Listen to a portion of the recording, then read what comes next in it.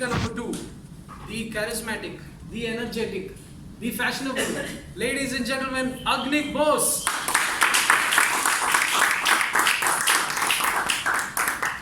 Agnik Bose. The confused beginning of Toastmasters. The confused beginning of Toastmasters, Agnik Bose.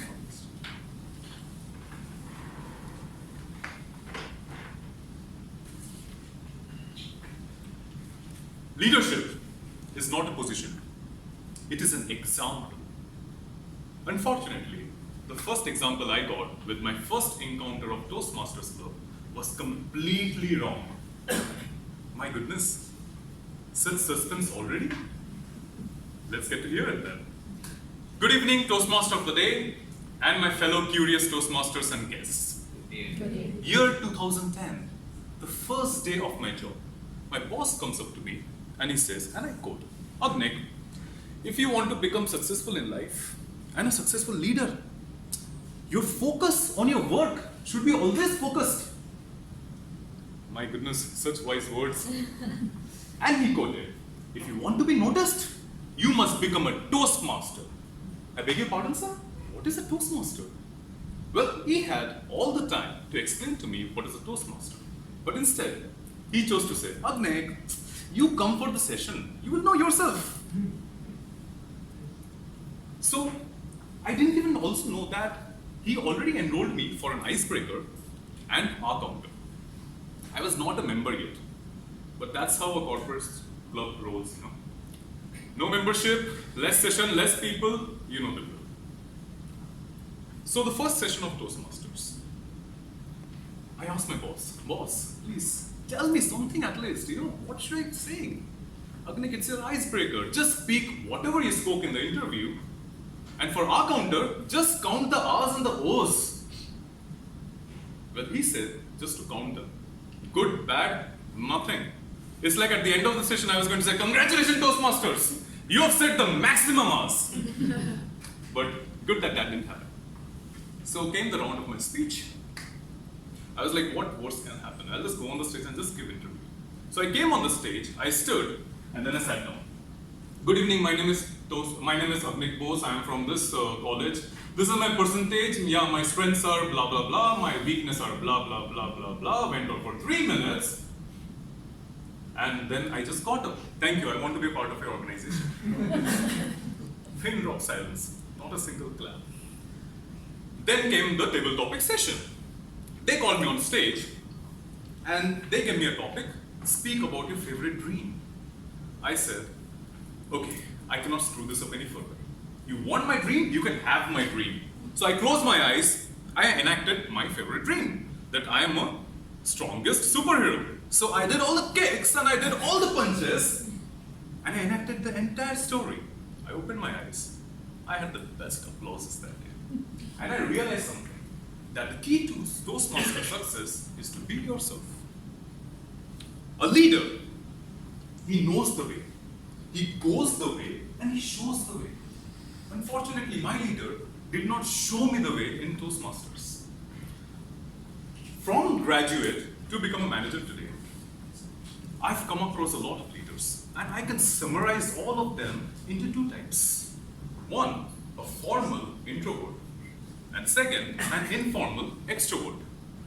Well, my boss, he's a formal introvert. He's a workaholic. Whatever the MSc tells him to do, he does that day in and day out. He's so formal that he even wears suits on Saturdays. He's very structured, that's the positives. Structured and he's meticulous with his work. But the negatives, now what happens? Such leaders, they create a zone around them. And we team members can only see that zone. And we know that only if we are a part of the zone, then only they will elevate us. So what happens in such kind of leadership? The growth to the stagnant ratio is on an average 3:10. That is only 3 people are elevated, while the 7 are still stagnant. Now comes the other part of leadership, which is the informal extrovert. Now I relate myself to that. It's my favorite thing. So what an informal extrovert leader does, he does not care about the system. He doesn't care about the guidelines. All he cares is the strength of the team. If the team is stronger, then the leader is stronger too. It's directly proportional to each other. But this positivity comes with a negative also. What happens when you're an extrovert? You tend to speak a lot. You're the talker. So you always try to jump in situations where you have to defend your team. You don't let that morality of the team to wither down. Because you know that if that disturbs them, they cannot move forward. So you're connected to them personally. You're thinking about their emotions all the time. But that's negative. Because what happens in such leadership, definitely the entire team will grow. But the growth will be, after a certain time, it will become a dead end. Because that informality and that personal relationship comes into it. So I desire, since this is the dead end, now for an example, I'm in business development, so I know that every month I have a target of sales, right? So every time I go to the management, I try to defend my team, telling that, and I explain all the ups and downs. But I don't break those targets into my team members, because I'm worried that if one particular month disturbs their mentality, how will they go forward? Their emotions stuck here. That's the negative of it. That's the dead end, my dear friend. What I desire to be today is a formal extrovert. I want to follow the system. I want to follow every guidelines the company gives me. I want to break those targets into individually, equally to all my team members. Eventually, what will happen is they become leaders of their own doings. They will be answerable for their own ups and downs.